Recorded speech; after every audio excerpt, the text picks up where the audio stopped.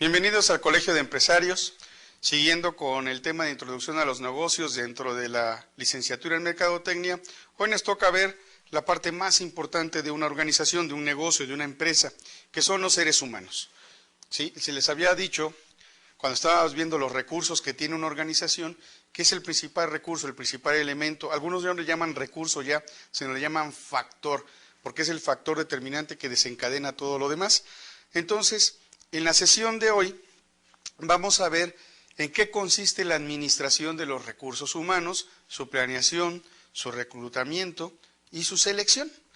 Para empezar, dije en qué consiste la administración de los recursos humanos, es decir, cómo vamos a gestionar el recurso humano de la empresa. ¿Cuál es el propósito de que entre en la organización? Y la palabra administración, ya lo habíamos visto anteriormente, no va alejada de lo que es la mercadotecnia. Entonces, el recurso humano es una función importante de la empresa. La parte del recurso humano es lo que hace crecer verdaderamente a las empresas. Y aquí voy a partir de tres premisas que para mí son muy importantes. Una empresa es tan buena como su personal. Y pensemos un poco en ello. La imagen que nosotros nos formamos de las empresas no son tanto por la marca. Las empresas que ya se han posicionado en el mercado, pues ya imaginamos que es tal o cual es una empresa de primer orden. De hecho, año con año, la revista Expansión en México y la revista Fortune en los Estados Unidos hacen su lista de las mejores empresas para trabajar o las empresas que son importantes para el resto de la gente, la opinión que tienen las personas alrededor de esa empresa. Bueno, ¿por qué razón tenemos una buena o una mala imagen de una empresa? Por las personas con las que tratamos. Si las personas nos tratan mal, nos da inmediatamente una mala imagen de la compañía. Entonces, una empresa es tan buena como su personal. Y no tiene que ser necesariamente la parte técnica del personal, la parte operativa del personal, sino el trato. Y cuando vimos aseguramiento de calidad, vimos qué importante es el trato entre los compañeros como al exterior en una organización que vive con calidad. El personal es la mejor inversión de la empresa. Cuando ponemos un negocio, a veces tenemos mucho cuidado en cuánto pagamos o cómo pagamos. No estamos acostumbrados a premiar la productividad. Productividad lo vimos en una sesión anterior y veíamos que en la productividad necesitábamos hacer más con lo mismo. Si a nuestro trabajador no invertimos en su capacitación, en su preparación, para que mejore su productividad, pues la productividad no se va a dar simplemente. Pero además, no solamente no se va a dar, nos deja en manos de la competencia. Por eso tenemos que invertir en nuestro personal.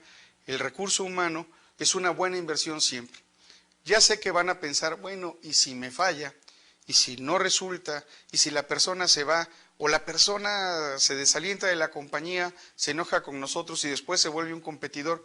Ese riesgo siempre existe. Pero desde que ponemos un negocio estamos viviendo con riesgo. Y tenemos que tener control sobre ese riesgo, pero no nos debe de quitar el sueño.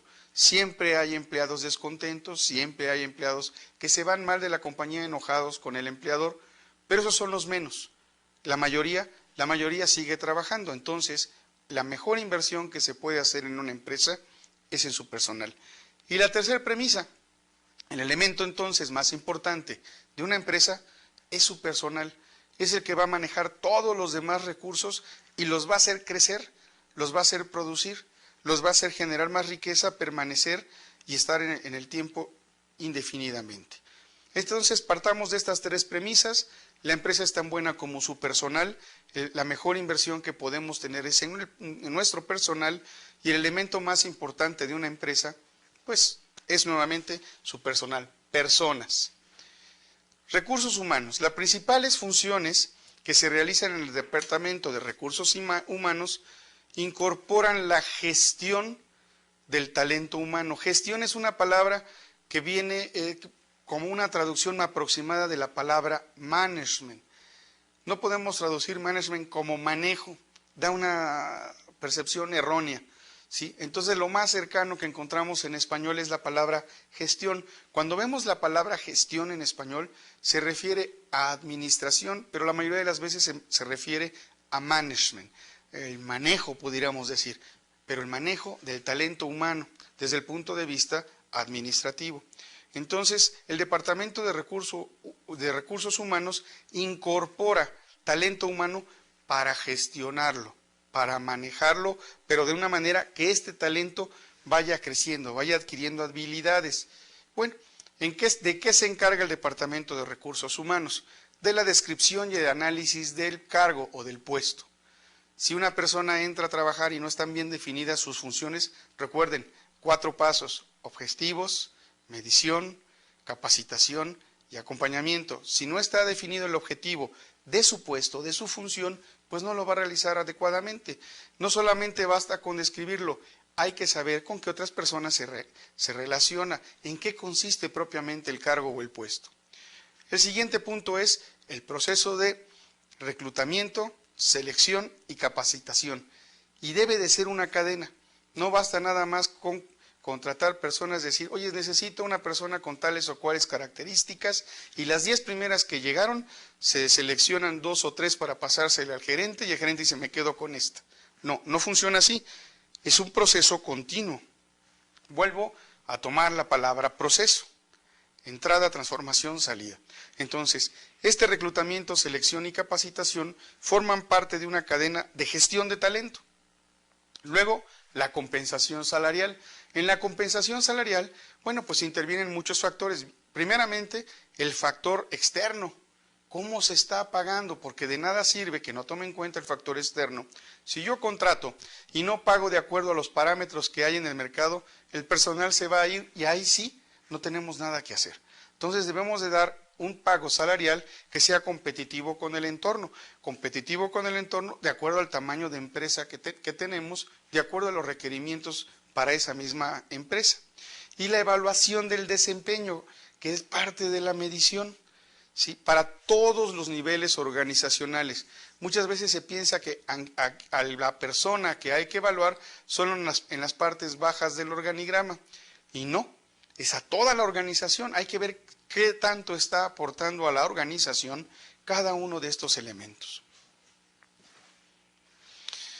Entonces, podemos definir o podemos pensar que la función de recursos humanos es una función continua, que no para. ¿En qué consiste? Bueno, están las exigencias del entorno. ¿Contra qué voy a competir y qué están ofreciendo mis competidores? Las exigencias de la misma organización. ¿Qué necesitamos nosotros para poder competir, para poder salir al exterior, dar la cara y tener un lugar en el mercado con nuestros productos? Y las exigencias individuales. ¿Qué pretende cada persona que trabaja en nuestra empresa para sí mismo? ¿Cuáles son sus propios objetivos? Y aquí hay un problema. Henri Fayol, en sus principios de organización, mencionaba que era muy importante que el individuo, al entrar a una organización, dejara a un lado sus propios objetivos para adoptar los objetivos de la organización.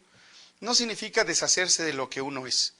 Lo que significa es, para poder trabajar yo en equipo, para poderme integrar a un equipo, pues debo de pensar en función del equipo. Debo de pensar en el logro de los objetivos del equipo. Si no, no se logran. Entonces tenemos 3 exigencias básicamente. Las del entorno, las organizativas y las individuales. Y ese mal chiste que le hago a algunos gerentes de recursos humanos, que dice que los veo 2 veces en mi vida profesional dentro de una empresa, cuando me contratan y cuando me despiden, desaparecería si empezamos a ver que el trabajo de recursos humanos bien hecho va más allá simplemente de contratar y despedir personal. Es una labor muy compleja, muy profunda y debiera de ser una principal área en las empresas. Desafortunadamente, muchas veces recursos humanos se vuelve un patiño, un aliado de la dirección que le dice a la dirección lo que quiere oír, no lo que necesita saber. Entonces es muy importante que ustedes que están estudiando mercadotecnia tomen muy en cuenta este aspecto de recursos humanos, porque si alguien tiene trato constantemente con seres humanos, en el interior y en el exterior de la empresa es el área de mercadotecnia. Entonces ustedes como profesionales de la mercadotecnia deberán tener en mente que el recurso humano está ahí para hacerlo crecer. No son piezas intercambiables, no se rompe una y se pone otra, no, no debe funcionar así. ¿Qué exigencias podemos encontrar del entorno? Bueno, vamos a definir el entorno como todo aquello que está ajeno a la empresa, fuera de la empresa, pero que afecta a la empresa. Son fuerzas que van de afuera hacia adentro. ¿Qué exigencias nos da el entorno? Bueno, número uno, hay cambios constantes. Los mercados son inestables hoy en día. Antes se podía poner un negocio y como había poca competencia, o ninguna en algunos casos, pues el negocio permanecía. Alguna vez a Henry Ford se le preguntó, oiga señor, ¿de qué color podemos hacer los carros? Y él dijo, pues el color que quiera la gente, siempre y cuando los quiera negros. Bueno, hoy en día ya no podemos hacer eso, ya no podemos ofrecerle al cliente lo que a mí me conviene. Tenemos que pensar en función del cliente, pero ahora además del cliente tenemos al competidor. Otra exigencia del entorno es la diversidad de fuerza de trabajo. En una misma empresa tengo personal de diferente edad, de diferente cultura, de diferentes necesidades, muchas veces de diferente raza, de diferente nivel socioeconómico. Todos deben de convivir y armonizar, trabajar en conjunto dentro de un mismo lugar que se llama organización, que se llama empresa o negocio. Todas estas diferencias de edad, de cultura, de sexo, de raza, de necesidades sobre todo, deben de convivir y el especialista en satisfacer necesidades es precisamente el licenciado en mercadotecnia. Entonces, deben de ver cuáles son las necesidades de esas personas que vienen de fuera hacia adentro y que van a convivir. La globalización es otra exigencia del entorno hoy en día. Hoy en día es relativamente fácil poner una página en internet con nuestros datos. ¿Sí? Y cuando la ponemos pensamos a veces en nuestro mercado local, muchas veces la ponemos no pensando que se puede ver en cualquier otra parte del mundo y con los traductores que hoy tienen los sistemas de internet pueden leer cualquier idioma, incluso desde aquí. Podemos leer periódicos de Japón, de Alemania, de Rusia, aunque no hablemos el idioma.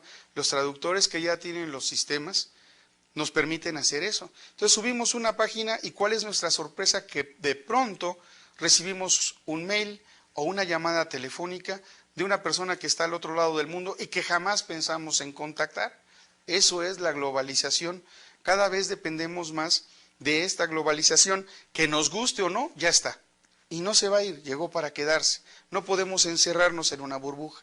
Y esa globalización hace mucha presión en la empresa. ¿Cuántas empresas conocen ustedes que fueron adquiridas por otras de este país o de cualquier otro? Bueno, esa fuerza está latente, esa exigencia siempre está presente. ¿Qué tiene que ver el factor humano dentro de la organización respecto con esto? Bueno, tiene que preparar a la gente para ser global, aunque no hablen el idioma, pero que su productividad sea global. Nada más recordando rápidamente los parámetros que medimos de productividad en sesiones anteriores: eficiencia más eficacia. Cubrir con los objetivos, eficacia, pero haciendo un uso adecuado de los recursos, eficiencia. La legislación. Las leyes también juegan. En asuntos de recursos humanos en México pues tenemos la Ley Federal de Trabajo.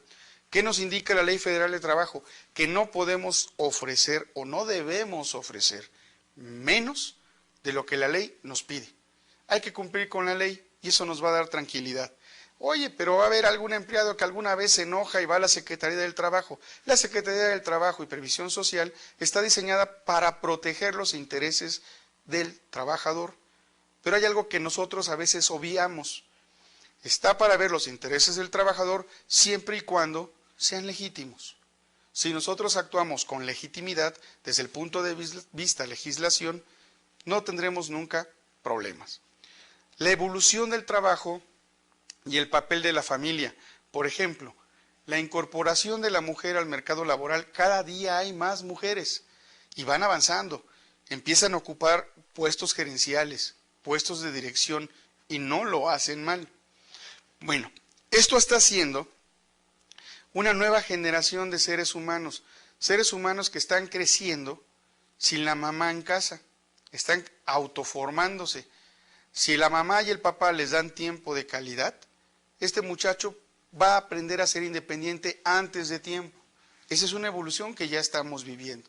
Pero si la mamá o el papá no lo están haciendo bien como padres, este muchacho va a crecer con una serie de problemas y de cosas que no le va a permitir desarrollarse en un mundo laboral.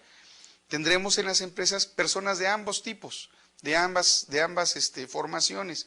Y también existen, desgraciadamente, muchas madres solteras que tienen la necesidad de trabajar y dejar a los hijos en casa. Y estos hijos vuelven a crecer solos porque la mamá tiene la necesidad de trabajar.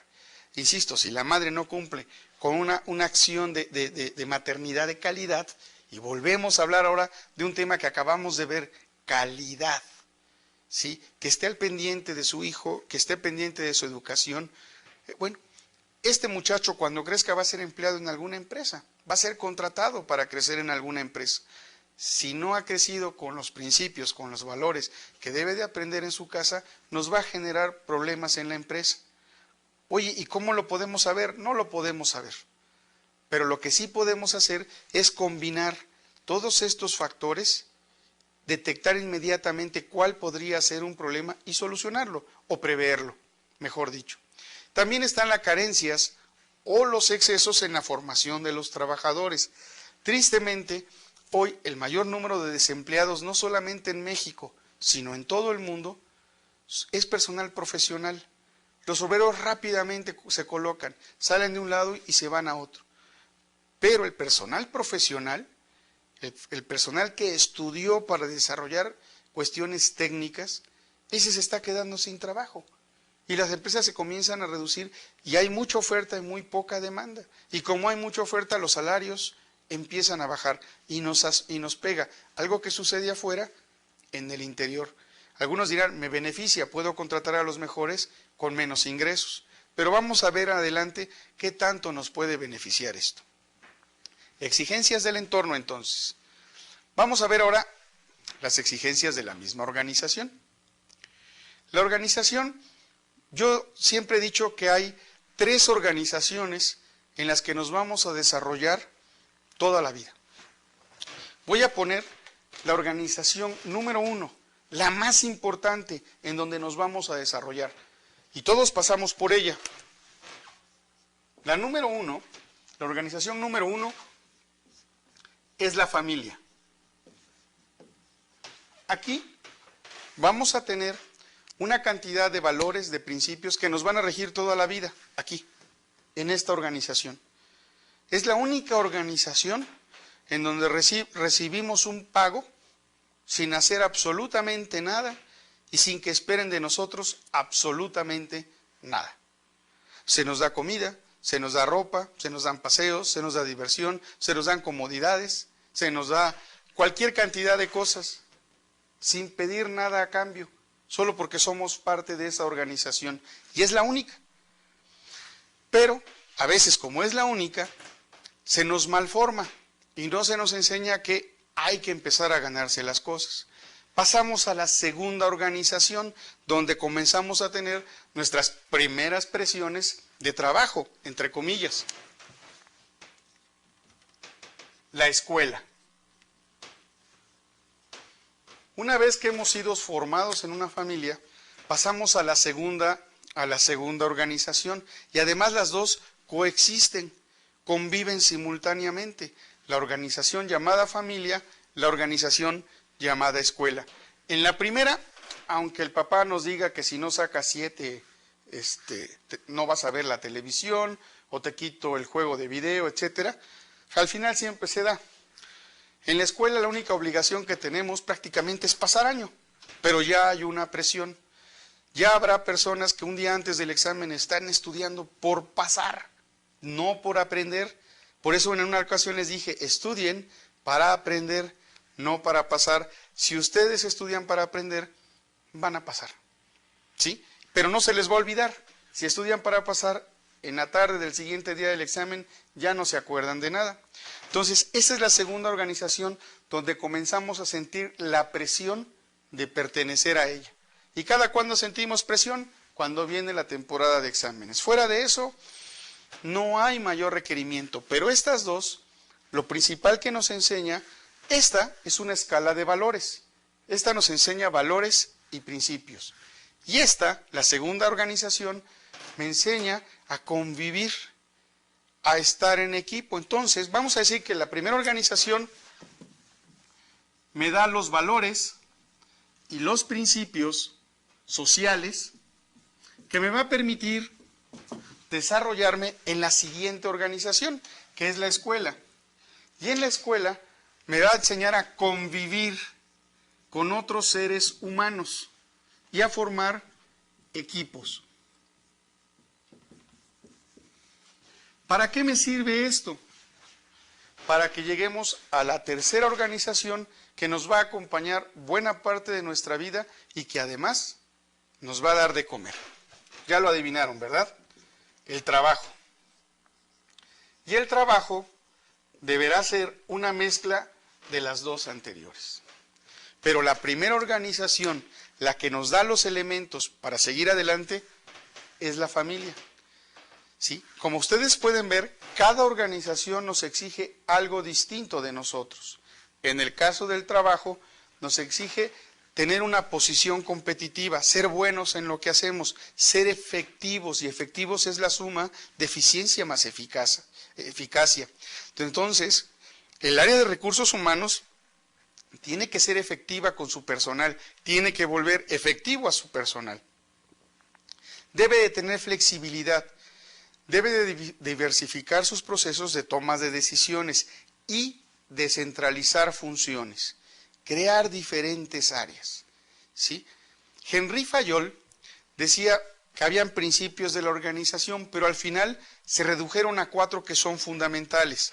Número 1, la división del trabajo. La división del trabajo. ¿De qué me sirve la división del trabajo? Esto que está aquí lo dijo un señor francés a finales del siglo XVIII, principios del siglo XIX, que se llamó Henri Fayol. Hago énfasis en Fayol porque a veces lo he visto por ahí escrito farol, ¿no? Era Fayol. Y nos dejó varios principios, pero al final se reducen a 4 que son fundamentales. División del trabajo. En una organización, cada persona debe de saber qué va a hacer. Entonces tenemos la división del trabajo. Ahora, tenemos la obligación de agrupar ese trabajo similar en pequeños conjuntos o comunidades dentro de una organización. Y a esa división del trabajo, los trabajos similares agrupados, le vamos a llamar departamentalización. Departamentalización. O sea, formar departamentos. Dividimos todo el proceso de la empresa en trabajos similares. Y ya que lo tenemos en trabajos similares, lo vamos a departamentalizar. Y ya que lo tenemos departamentalizado, vamos a tener un departamento de recursos humanos, de finanzas, de producción o de ventas, las 4 áreas funcionales básicas en una organización.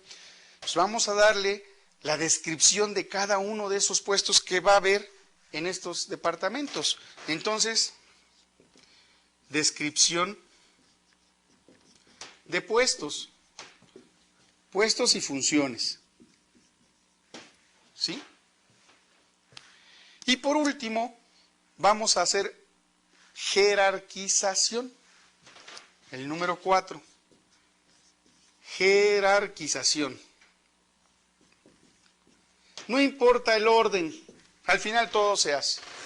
Dividimos el trabajo, departamentalizamos, hacemos una descripción de los puestos de cada departamento y ponemos jefes para cada una de esas áreas. Jerarquías. Henri Fayol nos da al final, en resumen, estos 4 principios de organización. Y esto es lo que cuando decimos que la posición competitiva es qué también hacemos en organización esto. Cuando una empresa inicia, cuando un negocio inicia, todo lo maneja una sola cabeza. En la medida que el negocio crece, esa cabeza se niega muchas veces a soltar parte de sus funciones, porque piensa que va a perder jerarquía, no delega. ¿Cómo podemos delegar? Vuelvo a mis 4 pasos que ya los debo de tener cansados.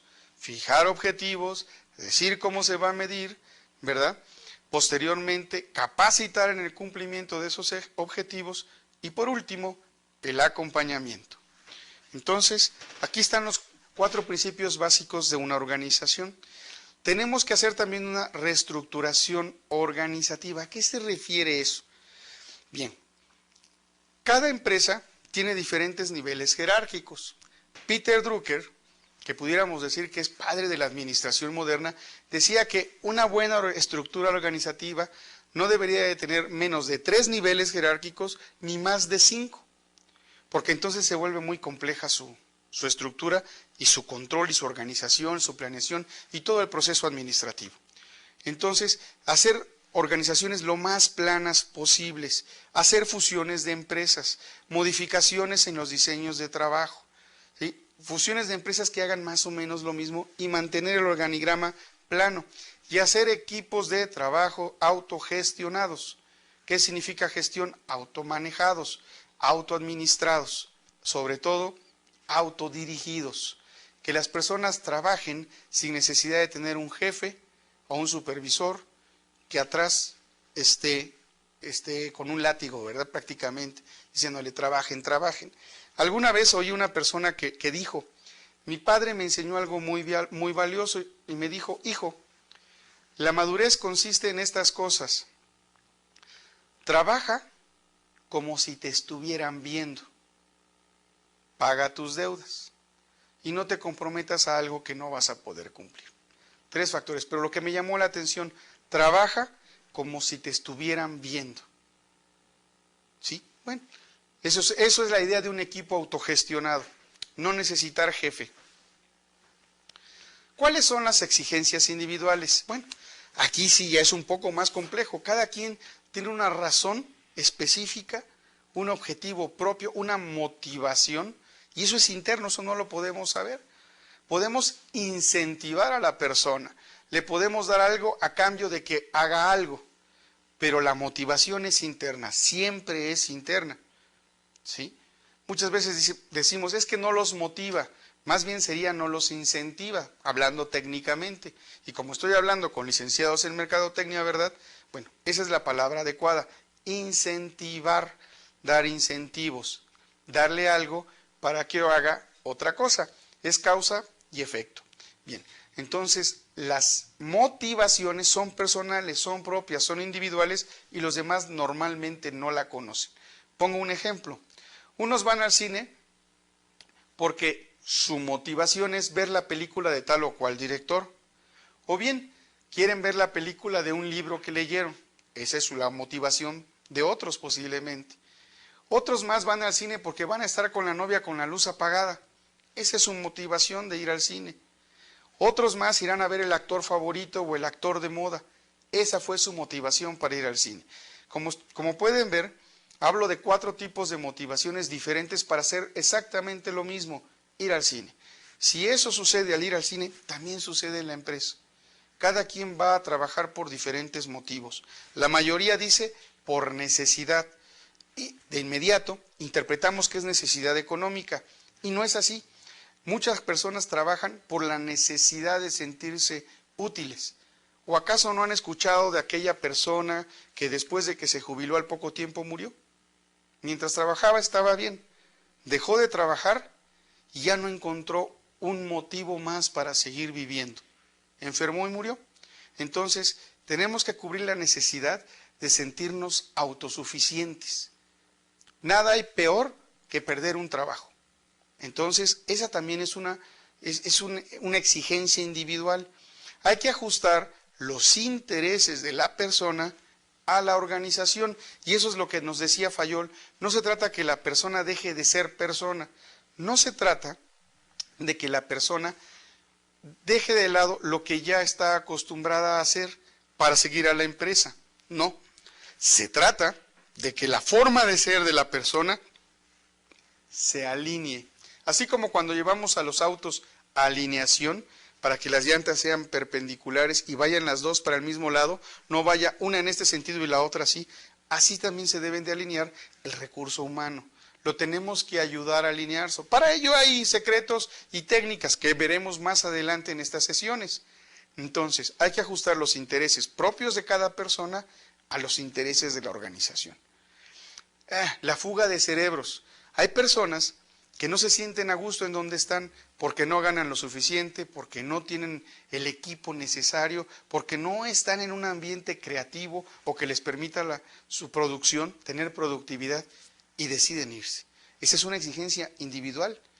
La ética y la responsabilidad social. Alguna vez en un curso de capacitación que me dieron en los Estados Unidos, estábamos en una aldea pequeña, que era un campo de entrenamiento, y estábamos todos los que fuimos al curso en una misma cabaña o en varias cabañas, pero yo quiero hablar de la parte que me tocó a mí. En la noche, después de cenar, olvidé cepillarme los dientes, y ya cuando me iba a acostar dije, me voy a cepillar los dientes. ¿Cuál fue mi sorpresa? Que encontré a uno de las personas que fue a ese mismo curso, guardando en una bolsita los jaboncitos que nos daban, los cepillos de dientes, la pasta de dientes, y cuando me vio, me dijo, es que iba yo a hacer una broma, pero ya no, y la volvió a poner en su lugar. Me sentí tan apenado. Yo no lo hice, lo estaba haciendo otra persona, pero caray, qué imagen. Éramos de la misma compañía, pero de diferentes lugares. Y sí, me causó un shock que hasta el día de hoy, siempre que lo recuerdo, me hace sentir muy mal. Porque yo estoy seguro que una vez que salí de esa habitación, volvió a tomar las cosas y se las llevó. Bueno, esa era su exigencia individual. Vio la oportunidad y la aprovechó. ¿Sí? Yo no podía hacer nada en ese momento, no tenía la fuerza ni la posición dentro de la organización para hacerlo, pero sí me dejó un sabor muy, muy desagradable. ¿Por qué? Porque por uno juzgan a todos. Y luego estábamos en los Estados Unidos y nosotros mexicanos, caramba, ¿no? ¿Qué mal nos iba a hacer ver eso? Bueno, la inseguridad laboral, esa es hoy en día la mayor de las exigencias individuales. Los que tienen trabajo temen perderlo. Los que no lo tienen, temen no encontrarlo. Y los que acaban de llegar, temen que no duren. Temor, miedo. El área de recursos humanos tiene que eliminar esos miedos. Nada hay peor que cuando hay un recorte de personal, las personas que se quedan en la empresa padecen. Al principio se enojan. Se fue mi amigo, se fue menganito y no se debería de haber ido él, se debería haber ido aquel, etcétera. Pero después de un tiempo se comienzan a preocupar. Y si no pasa nada, se preocupan más. Fíjense qué curioso. Se preocupan más porque dicen, ya quieras me va a tocar a mí. ¿Cuál va a ser mi momento? Esa es una exigencia individual que siempre está presente en la organización, sobre todo en época de cambios, como la que vivimos pues del 2000 a la fecha. El mundo ya va muy rápido. Entonces, son las tres exigencias de la empresa. ¿Cuáles son las funciones de recursos humanos? Bueno, aquí enlisté algunas. Identificar y desarrollar las competencias claves necesarias para respaldar el negocio. ¿Qué es una competencia? Algo que sé hacer muy bien. Y tiene que ser algo que tiene que ver conmigo. Mi sugerencia hace algunas sesiones fue, si no quieren trabajar, dedíquense a lo que más les gusta. Porque si no están haciendo lo que les gusta, va a ser siempre un trabajo. Mientras hagan lo que les gusta, lo van a hacer a la hora que sea, el día que sea, no importa que sea domingo, porque les gusta. Y además, el que les guste los va a volver expertos. Y al serse expertos van a ser mejores y les van a quitar los puestos a las personas que trabajan por necesidad. Desarrollo del talento ejecutivo. Permítanme ir nuevamente al pizarrón y voy a hacer una pequeña gráfica. Cuando nosotros llegamos a las empresas, y sobre todo cuando estamos recién salidos de la escuela, muchas veces queremos ser jefes, queremos ser directores, queremos ocupar grandes puestos y tener grandes salarios. La realidad no funciona así. Y entonces me he inventado una escalera que yo le he llamado OTAE, de abajo hacia arriba. ¿Qué significa esto? Cuando empezamos a trabajar, no importa que tengamos títulos. Tengo un sobrino que está estudiando casualmente en mercadotecnia y que ya está por terminar, le falta un año, y fue a pedir trabajo a un restaurante y lo aceptaron y venía muy contento y nunca puso atención, era de trabajo de mesero y luego se sintió muy decepcionado. Pero yo estoy estudiando mercadotecnia, hijo, no hay problema, por algo se empieza. Sé el mejor de los meseros, que se vea que eres un mesero profesional, después crecerás en la organización. Bien, OTAE, cuando empezamos en una organización, empezamos en puestos operativos, trabajamos básicamente llevando y trayendo cosas. Entonces, al principio somos operativos. En la medida que vamos demostrando que tenemos otras habilidades, que estudiamos una carrera que nos prepara para algo, entonces el puesto empieza a combinarse con trabajo técnico. Ya requiere una preparación. Los siguientes puestos, el siguiente escalón, son los puestos técnicos. Ya no son tan operativos, ya no son de ve y trae y sube y baja. Empezamos a operar equipos, a manejar máquinas, porque ya venimos con una mayor preparación. Pero llega un momento, si lo hemos hecho bien, en que nos ponen bajo nuestra responsabilidad a otras personas. Y entonces el puesto, sin importar la carrera, se vuelve administrativo.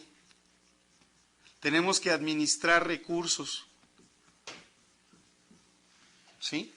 Y si no sabíamos administrar, aquí o aprendemos, nadie va a llegar y te va a mandar a un curso para que aprendas a administrar. Y el puesto hasta arriba, el puesto es ejecutivo. Este es el puesto de las personas con más visión en la empresa. Una de las funciones de recursos humanos es desarrollar talento ejecutivo. Fíjense bien que la palabra es desarrollar, irlos haciendo subir desde aquí hasta acá de ser posible. Una empresa en la que yo trabajé, el director de la planta había llegado de joven a esa planta de barrendero. Él barría y estudiaba la secundaria, llegó muy chico a la empresa, pero ya se le había pasado el tiempo para estudiar más. Gracias a un director general que le dijo, oye, estás muy chavo y no vas a estudiar ni nada, y entró a una escuela vocacional que existía hace muchos años. Y entonces, en 2 años terminó el equivalente a la prepa. Y bueno, ¿y qué? ¿Te vas a quedar ahí? Y el muchacho ya estaba entusiasmado y veía que la empresa le estaba dando facilidades. Y le dijo, quiero estudiar ingeniería mecánica, porque en la empresa había máquinas. Bueno, ese joven que llegó unos años antes, muchos años antes, a esa empresa como barrendero, era el director de la planta. Y en algunas sesiones les hablé de un director de planta con el que yo tenía muy buena relación. Es precisamente este muchacho. ¿Sí? Ya para entonces ya no era un muchacho, ya era un señor, pero se hizo desde abajo. Y vieran con qué respeto lo veían todos, incluso los otros ejecutivos, que llegó ahí barriendo, llegó para barrer. Y para cuando yo entré a esa empresa, él ya era director de esa planta. La conocía perfectamente bien, no le podían engañar. Eso es función de recursos humanos, desarrollar el talento ejecutivo, hasta allá. También desarrollar las iniciativas de información y de desarrollo para respaldar la cultura, los valores, los principios operativos comunes a la organización. Desarrollar los modelos para evaluar, para medir y para retribuir, pagarle a los empleados. Desarrollar e implantar políticas y programas de gestión de la actuación y la retribución. A ver, vamos a hacer un programa que sirva para que desarrollen este talento, esta habilidad, esta competencia, y conforme la vayan desarrollando le vamos a dar una mejor retribución. ¿Sí? Si se fijan, recursos humanos está para desarrollar. La administración de recursos humanos consiste en la planeación, reclutamiento, selección, contratación, orientación, entrenamiento, evaluación, compensación y separación de las personas que constituyen una organización. Cuando hablo de separación, No me refiero única y exclusivamente a despedir a una persona. Es la parte más triste del negocio y todos alguna vez vamos a pasar por ella, de un lado del escritorio o del otro. Entonces hay que saberlo hacer, pero eso es tema de una sesión posterior y ahorita nos vamos a centrar en lo que nos toca. La administración de recursos humanos es conquistar y mantener a las personas en la organización. Si yo contrato y la persona se queda y crece, lo hice bien. Si yo contrato y después tengo que deshacerme de esa persona, quiere decir que no hice bien mi selección, no hice bien mi campaña. Entonces estoy perdiendo tiempo y dinero, dos factores de productividad. ¿Se dan cuenta cómo se va ligando lo que hemos ido viendo? Nada está porque sí, todo tiene una relación. Representa todas las cosas que hacen que el personal se quede en la organización. Me ha tocado el caso de que me costó mucho trabajo dejar una empresa a que le debo gran parte de mi actitud profesional el día de hoy. Duré 6 años en esa empresa hasta que llegó un momento en que yo sentí que necesitaba otros horizontes. Todavía hoy guardo en mi corazón a esa compañía, aprendí mucho, pero sobre todo aprendí de todas las áreas, me dieron esa oportunidad y hoy me permite ser consultor gracias a esa empresa que dejé por allá de los años de 1999. Próximamente voy a cumplir 10 años y sigo llevando en mi corazón con cariño esa empresa que hoy vivo gracias a las herramientas que esa empresa me dio. ¿Sí? Planeación de los recursos humanos. Vamos a decir que la planeación de los recursos humanos la vamos a dividir en 3 partes. Proyectar los requerimientos del personal, o sea, qué necesita el personal para que haga lo que la empresa necesita y llevarlos hacia allá.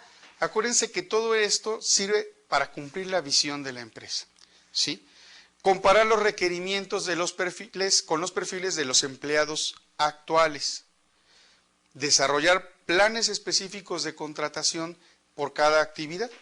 En eso consiste la planeación. ¿En qué consiste el reclutamiento? Bueno, pues es juntar a los soldados que van a formar parte de un ejército que se llama empresa. El reclutamiento es un conjunto de procedimientos que van a atraer a los candidatos potencialmente calificados y capaces a ocupar un cargo en nuestra organización.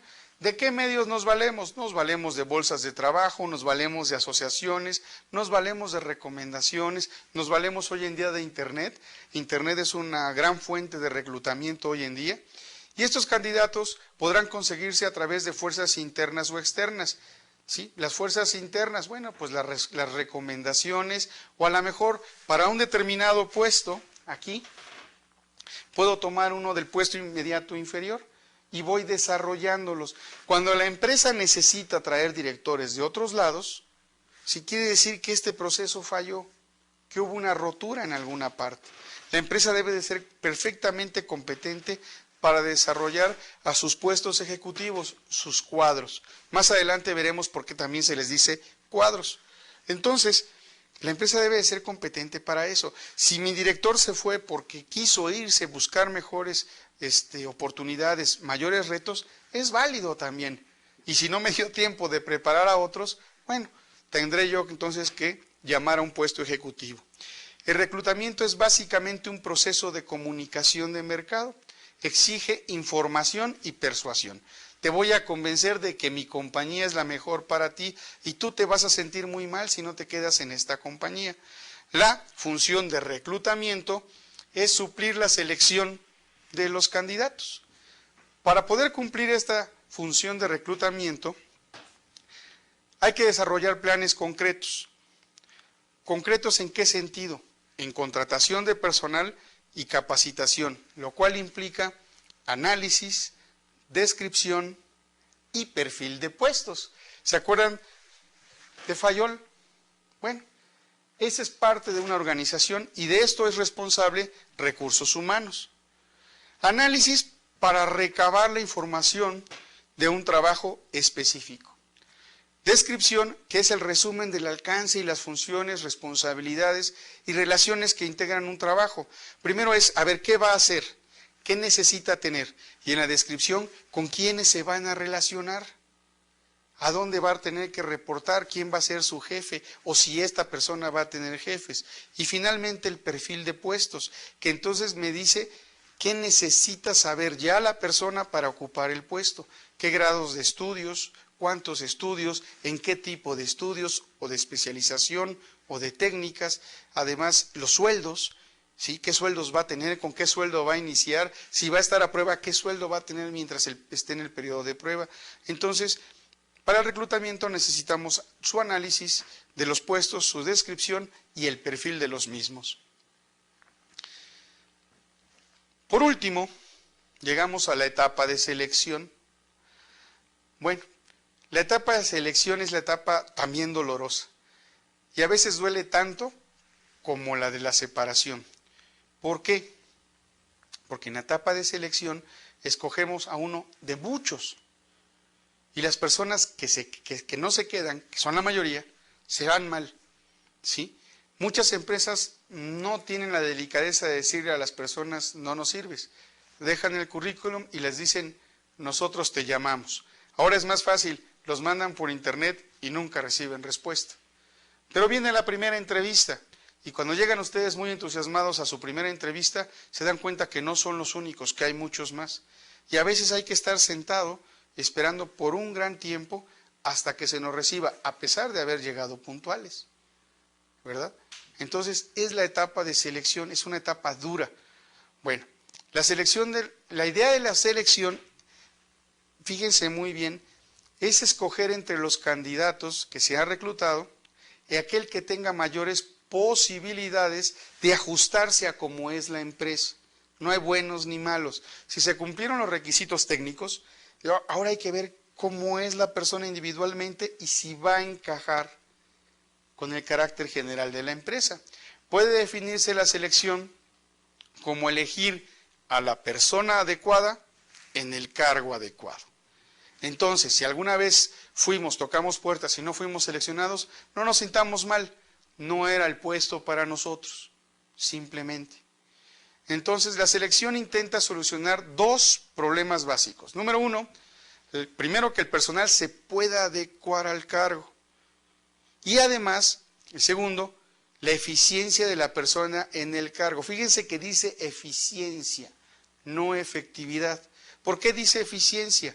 Pues por lo menos primero que haga el manejo óptimo de los recursos, que no desperdicie, que no nos cueste más dinero. Posteriormente, la misma empresa lo va a imbuir, lo va a llevar hasta que por fin empieza a ser eficaz. Es un tiempo, y es un tiempo de prueba para ambos. Es muy común que se contrate a prueba, y dependiendo del puesto, las pruebas pueden ser por semana, por meses, o incluso, pues, algún área que yo tuve un trabajo, un gerente necesitábamos por lo menos 6 meses para ver si iba a funcionar. Como teníamos parámetros de medición, en esos 6 meses íbamos viendo su avance y si iba dentro de esos parámetros, la persona seguía. Si veíamos desviaciones, hacíamos un ajuste, dábamos el acompañamiento y lo volvíamos a encaminar. Raras veces ninguna vez perdimos un gerente. El proceso de selección fue muy bueno. Entonces, no se sientan mal cuando no son elegidos en una empresa. Hay una razón de ser, no es nada más arbitrario, no le caí bien a la persona. En el proceso de selección, junto con el de reclutamiento, que van unidos de la mano, junto a mi lista de personas que pueden ser candidata, desechos primero a los que no cumplen con los requisitos, y dentro de los que cumplen con el requisito, quienes lo cumplen mejor, hago una selección, los entrevisto, y entonces después de esa entrevista, selecciono. ¿Qué pasa con mi selección posteriormente? Bueno, viene una serie de entrevistas y me voy a quedar con la persona que sea más adecuada para el puesto. Voy a hacer algunas recomendaciones en cuanto a esto. Siempre sean puntuales, siempre lleven su currículum y no lleven uno solo, lleven 2 o 3 porque a veces se los piden en el camino, vayan preparados. Incluso lleven copias de sus papeles principales. En este caso, si no han terminado su licenciatura, pues su certificado de prepa, su RFC, su CURP, lleven toda la documentación pensando que en ese momento los van a seleccionar. Algunas veces así sucede. Oiga, quiero que vengas después y me traigas esto y 2 fotografías. ¿sí? Entonces, si ustedes ya llevan los documentos, ya vieron que es una persona que está haciendo un uso óptimo de sus recursos y están entregando esos documentos. A lo mejor algunas veces falta la fotografía. En cuanto a la fotografía, yo les quiero hacer una recomendación. No pidan fotos, es discriminación. Aunque no lo parezca, es discriminación. Porque vemos el currículum, vemos la foto, ya mira, la chica se ve guapa. No, este cuate ya está muy viejo o está muy cachetón. Entonces, bueno, lo de cachetón lo digo por mí. Y no sabemos si la persona es competente o no. Y nada más por una mala fotografía estamos juzgando. Entonces, mi recomendación para ustedes, nunca pongan la foto en un currículum o en una solicitud de trabajo, a menos que ya haya el proceso avanzado. De entrada digan, ¿sabes qué? Ahorita no me la tomé, vine de un día para otro, no me entregaron las fotos. Den un pretexto al respecto de la foto, no va a pasar nada. Cuando los conozcan, cuando los entrevisten, es ahí su oportunidad de vencer, su oportunidad de ganar. Entonces, imagínense que mandan 200 currículums con fotos, se van a gastar el poco dinero en fotografías, tampoco es justo. Entonces, no pongan la foto, es discriminación, no deberían de pedir las fotos. Eso sí, no mientan en su solicitud, pongan las cosas como son. Si de algún trabajo tuvieron algún problema y tuvieron que salir, díganlo. Definitivamente, díganlo. Me pasó esto no embonamos. Tampoco se vale hablar mal de un trabajo anterior. ¿Por qué? Porque si yo hablo mal de un trabajo anterior, ¿sí? Estoy hablando mal de mí mismo. Oye, yo estuve en esta empresa, era una porquería de empresa, no servía a la empresa. Y el único bueno ahí era yo, y como yo era el único bueno, pues por eso la dejé. ¿Se dan casos? Bueno, pues entonces si la empresa era tan mala, te contrató a ti por malo. Era del mismo tipo. Es como la persona que habla de su expareja mal porque ya terminó la relación. Es exactamente lo mismo. Nunca hablen mal de un anterior trabajo. Sean puntuales en sus citas. Lleven los documentos adecuados. No tuteen a las personas, a menos que ellos se lo pidan. Nunca fumen. Ahora en la mayoría de los lugares está prohibido fumar, en lugares cerrados, pero todavía nos encontramos algunos pocos en los que fuman. Para los que fuman, mi primera recomendación, dejen ese hábito, si pueden. Mi segunda recomendación, yo fui fumador, sé lo que les digo, sí se puede. Mi segunda recomendación es, si fuman y en la entrevista los invitan a fumar, no acepten, los están probando. El entrevistador es experto, sabe lo que está haciendo. O a veces se distrae a propósito para ver cuál es nuestra reacción. No caigan en el juego y no pierdan el hilo de la conversación. Esperen a que les vuelva a poner atención y continúen. No se dejen envolver por esas trampas que hacen los entrevistadores. Si suena el teléfono del entrevistador, va a estar sonando y los va a estar distrayendo a ustedes. Invítenlo, digan, adelante por favor, conteste, yo espero. Para que se quiten ese ruido molesto de inmediato. El entrevistador decidirá si lo toma o no lo toma. Pero sobre todo, no acepten nunca un cigarro. A veces le invitan un café, un refresco o agua. Mi particular punto de vista es, cuando estamos en una entrevista, se nos seca la garganta. Pero un vaso con agua, si no me lo alcanzo a terminar, no se ve mal. El café sí, el refresco sí, pero por alguna razón, si yo dejo el vaso con agua a la mitad, no se ve tan mal. Pero si pidieron un vaso con agua, por favor, termínenselo. No lo dejen a la mitad. ¿Sí? Esa es otra recomendación. Vistan pulcramente. Ustedes que son licenciados en mercadotecnia, porque así los veo, porque así quiero que sean, vistan adecuadamente. Vayan a las entrevistas con saco y corbata, limpios. Las combinaciones, miren, quítense de problemas. Los trajes oscuros siempre se ven mejor. Negro, gris, azul marino. Y camisa blanca, punto. Si quieren usar una corbata verde fosforescente, con la camisa blanca ya no se va a ver mal. Pero a veces nos ponemos una corbata verde fosforescente con una camisa amarillo fosforescente. Entonces, con tranquilidad. La camisa blanca nunca nos va a hacer mal, va a hacer ver mal. Bien peinados, el cabello bien recortado, a menos que la barba la tengan lo suficientemente crecida y que se vea bien, que se vea que es una barba que se está dejando así, entonces déjensela. Si no, rasúrensela. Y si son de los que nada más tienen 4 o 5 pelitos por ahí perdidos, depílenselos. se ve muy mal. Si son mujeres, cuidado con el abuso de los perfumes. A veces se maljuzga a una persona que huele demasiado, ¿sí? Cuidado con los accesorios, aretes, anillos, pulseras, lo menos posible, lo menos vistoso. Recuerden que cuando los van a entrevistar, los van a ver a ustedes. Entonces procuren que cuando los vean como son, que no haya nada en su indumentaria que los distraiga. ¿Sí? Yo traigo el PIN del Colegio de Empresarios, pero no se vale traer PIN de amor y paz, hace el amor, no la guerra, las Chivas, los Pumas, y ya que toco esos temas, fútbol y religión, política, no se tocan dentro de las entrevistas. Cuando el entrevistador les pregunta, háblame de ti, no empiecen, a mí me gusta el rock, ta. O peor, fíjense lo que acabo de decir, peor, pues ¿saben qué? Que yo soy muy creyente y ferviente de Dios. Eso a veces lo ven mal, no sé por qué.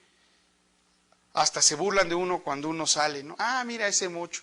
Pero es una tristeza, ¿sí? Pareciera que Dios es un antivalor en vez de ser el mayor de los valores. No mencionen esas cosas. Ustedes lo saben, los demás se van a dar cuenta cuánta fe tienen por su forma de ser, por su conducta, por su actitud hacia los demás. Dejen que los demás lo noten, no se apuren mucho por eso. Cuando el entrevistador les dice entonces, háblame de ti, a ver, platícame, platíquenle de trabajo. No le hablen de su vida, ni que se pelearon con la novia, o que están muy enojados con la esposa, se están divorciando, nada de eso. Todo lo que tienen que hablar es positivo. ¿Es un engaño? No. Pero evitemos meternos nosotros mismos el pie. Hablen que los trabajos que han hecho, en que han tenido éxito, incluso, les voy a pasar una experiencia en una empresa muy importante de otro país, me iban a contratar para director comercial. Y lleva todo muy bien y en la última entrevista, ya la definitiva, ya estaba yo con el director general y el director comercial de la empresa. Yo dije, ya, de aquí salgo director de esta compañía. Me preguntan, ¿cuáles han sido tus más grandes fracasos? Y no me acordé, porque la verdad no me acordé. Y me quedé pensando y mi respuesta fue, pues no, siempre he sido muy cuidadoso, no, creo que no, en este momento no me acuerdo. Y la persona que me había estado llevando a través de las entrevistas, que me había dicho, tú eres mi gallo, le cambió la cara y se puso serio. La consecuencia de eso fue, no me quedé con el trabajo. Una semana después me llamó para hablar conmigo y cosa que yo le agradezco infinitamente. Me dio un recurso muy valioso, gratis, que hoy quiero corresponder con ustedes. Me dijo, mira, esa pregunta es para que las personas nos digan, sí, mira, me equivoqué en esto otro. Y mi siguiente pregunta sería, ¿qué aprendiste? Queremos gente que intente cosas y se equivoque. El que nunca se equivoca es porque nunca ha intentado nada. Y yo en ese momento los nervios o la seguridad, la excesiva confianza en mí mismo, sentía que el puesto era mío. Y por no decir un fracaso cercano posible, perdí esa oportunidad de negocios. Hoy en día tengo un camión lleno de fracasos que voy coleccionando. A Tomás Alva Edison, cuando le preguntaron cuánto tiempo había llevado para llegar a la bombilla eléctrica, dice, hice como 1000 intentos antes de tener éxito. Y un reportero de esos latosos, seguramente de un canal de espectáculos, ¿verdad?, le preguntó, oiga, entonces tuvo 1000 fracasos. Y Tomás Alva Edison, que era un hombre muy inteligente, contestó, no, simplemente aprendí 1000 maneras de cómo no se hace una bombilla. No tengan miedo a hablar de sus fracasos siempre y cuando hayan sacado algo positivo de ello. Por mi parte, es todo. Sean felices, tengan mucho éxito, pocos fracasos y mucha productividad. Nos vemos en la próxima sesión.